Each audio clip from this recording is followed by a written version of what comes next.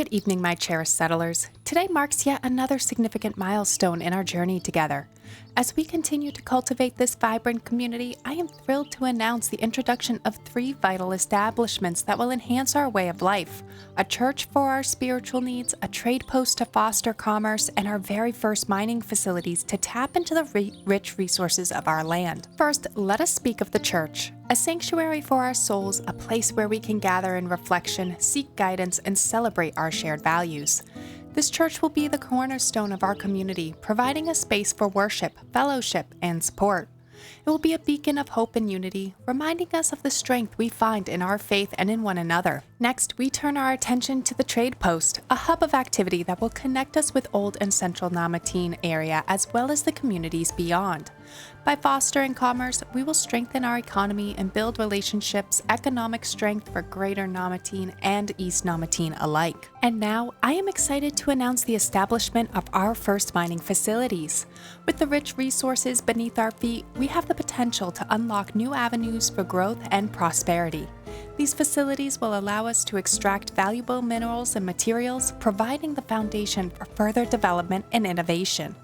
As we delve into the earth, we will do so with respect and care, ensuring that we balance our needs with the preservation of our land. As we embark on these new ventures, I also want to take a moment to reflect on the results of our land fertility experiment. The data we have gathered is intriguing and requires us to discuss how the results will shape our community's future.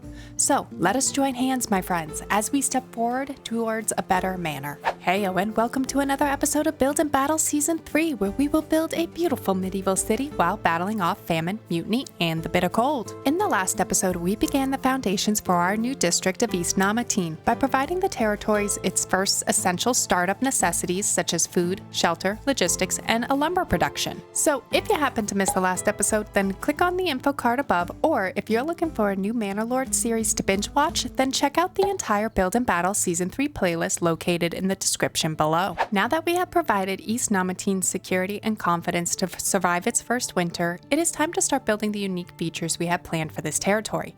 Namely, our first mining facilities, our level 2 burgage plots, because honestly I want to keep up with that King's tax and not fall behind again.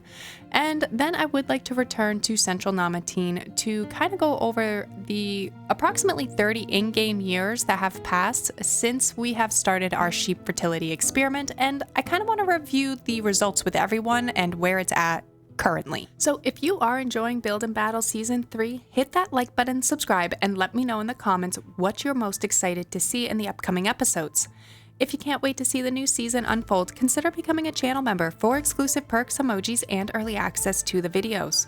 Also, don't miss out on that Build and Battle Season 3 merchandise that is linked down in the description. Alrighty, I'm wicked excited to start today's build, in particular starting those mining facilities, as I have been impatiently waiting to have salt and charcoal. So, without further delay, let's grab our favorite beverages of choice and let's jump right on into today's episode. Today, I would like to start with our mining facilities, as I have been wicked impatient lately as I've been itching to begin mining salt and producing charcoal.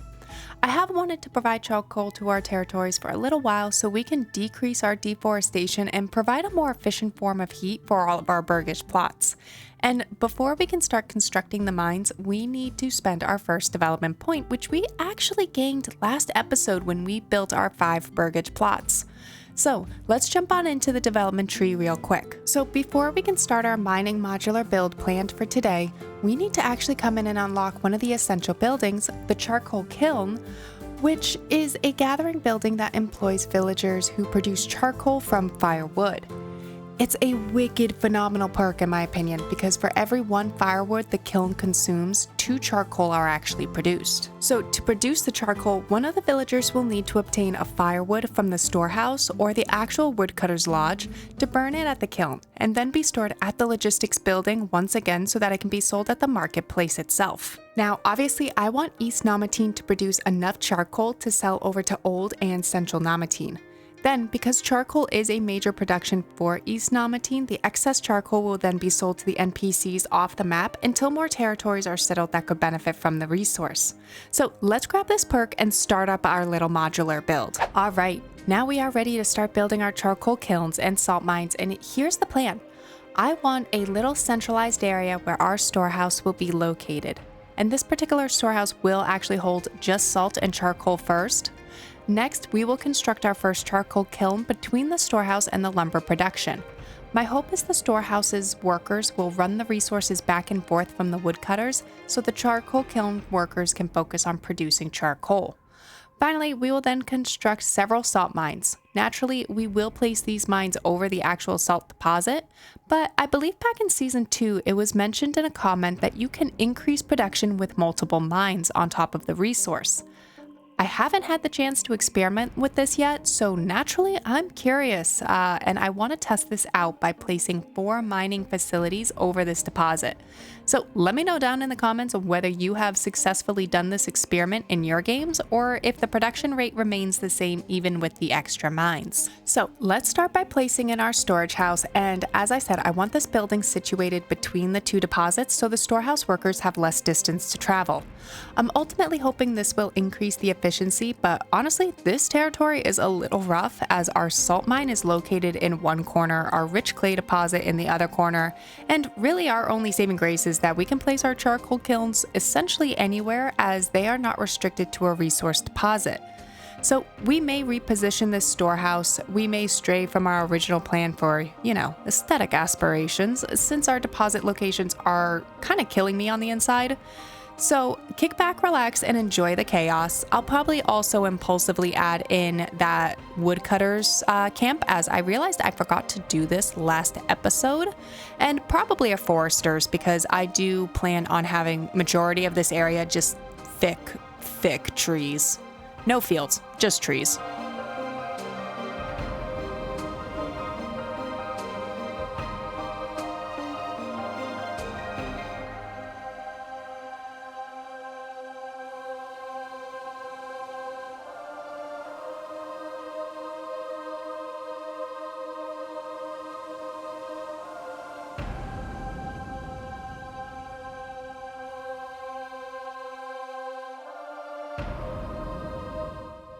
Now let's get our charcoal kiln in, as I do think having an additional resource to warm our burgage plot is a bit more important than the salt mine at the current moment. I mean, obviously, because the firewood camp is still getting constructed and we are out of fuel.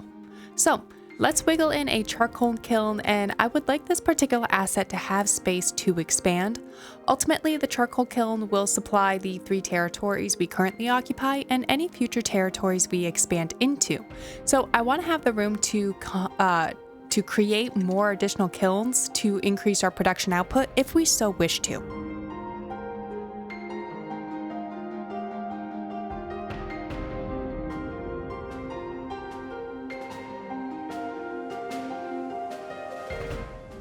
Sweet, okay, finally, let's add in our salt mines, and honestly, I'm unsure if laying 4 salt mines on top of this deposit will actually yield a higher production rate, but if you haven't learned anything from our sheep poop fertility test, which, don't forget, we are going to go over those results at the end of this episode, I kind of like to experiment and test out weird aspects of the game's simulation to see if you can discover new strategies or workarounds in these kind of strategy games.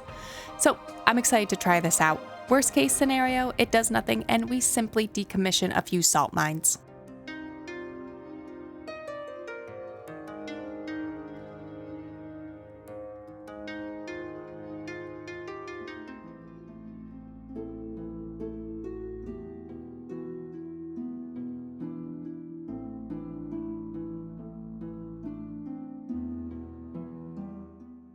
Now, before we move on to reviewing our fertility experiment, I want to construct a church and a trader's post. Now, to construct the church, we are going to need about 2 timber, 20 planks, and 10 stone. Now, I am going to get some critiques on this, but the saw pit we currently have constructed is temporary and is going to get decommissioned.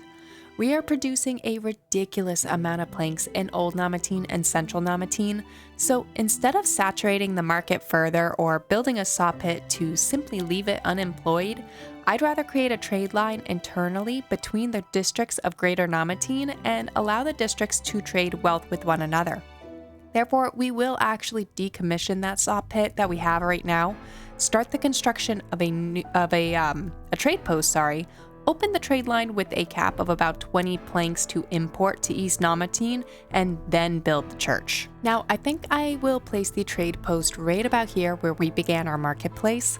If you happen to catch the spoiler in the last time-lapse, or that time-lapse last episode when we were constructing that area, you would have seen me testing the space for the trade post here and kind of repositioning the hitching post to that area. So let's make that spoiler a reality and get that trade post up and running.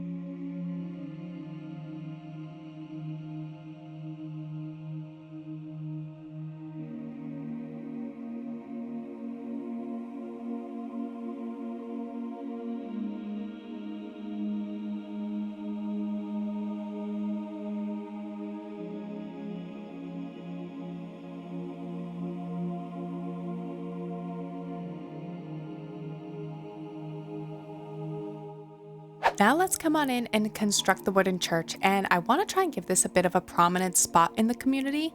So therefore, I'm thinking either one of two spots, either kind of in this, well, I guess this general area here, but we'll either put it up on the hill or we will let it sit down near the creek so it has a little bit of, waterfront property, sort of. Undecided. It's ultimately going to decide on where I think it looks the best and the most aesthetic. So let's wiggle that on in and begin upgrading, or just have the church in so we can begin upgrading our burgage plots in the upcoming episodes.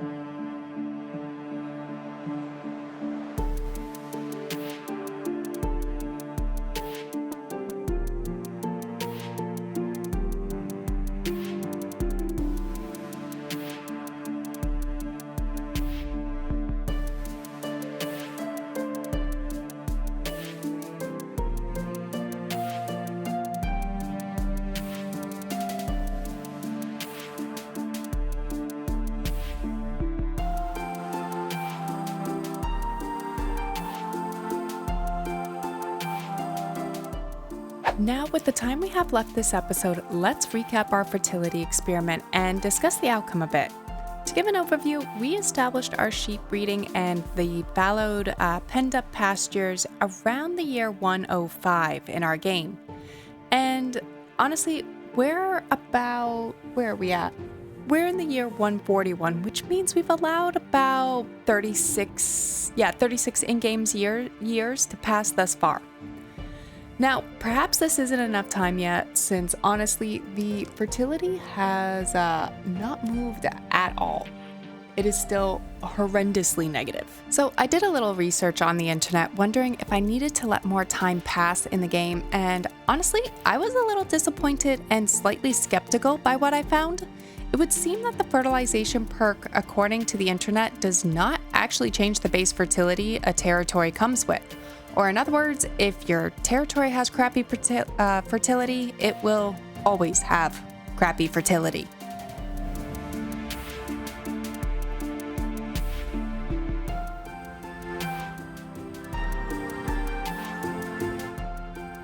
Ultimately, I'm a little disappointed in this and skeptical. So for a game that is looking at history, I would have assumed that after an extended period of in-game time, this mechanic would have at least slightly increased our fertility. Now, this game is still early access, so if the mechanic is supposed to exist, it may simply have not been patched in yet. Or, perhaps my knowledge of history is thinking of a time period different than what the developers are looking at. It could be an oversight as well? Unsure, ultimately. But I'm skeptical and going to continue to watch the fertility off camera because I would think that investing 2 development points in a very high cost, would be a very high cost and kind of worth having even a slight increase in the base fertility as a part of, a mechanical strategy for this type of game. But let me know your thoughts down in the comments. Have we not allowed enough time in the game to pass? Do you think that this mechanic should be introduced into the game or not? Or do you think we may see this in the future as a patch and simply a mechanic that hasn't been introduced yet since we are in early access? Alrighty everyone, I think that just about wraps up today's episode. If you enjoyed today's episode, please hit that like button, subscribe, and leave me a comment down below letting me know your thoughts on today's build. If you're excited to see the next episode unfold, consider becoming a channel member for exclusive perks, emojis, and early access to the videos. Also, don't forget to check out our Build and Battle Season 3 merchandise linked in the description below. Until next time, I hope everyone has a phenomenal week.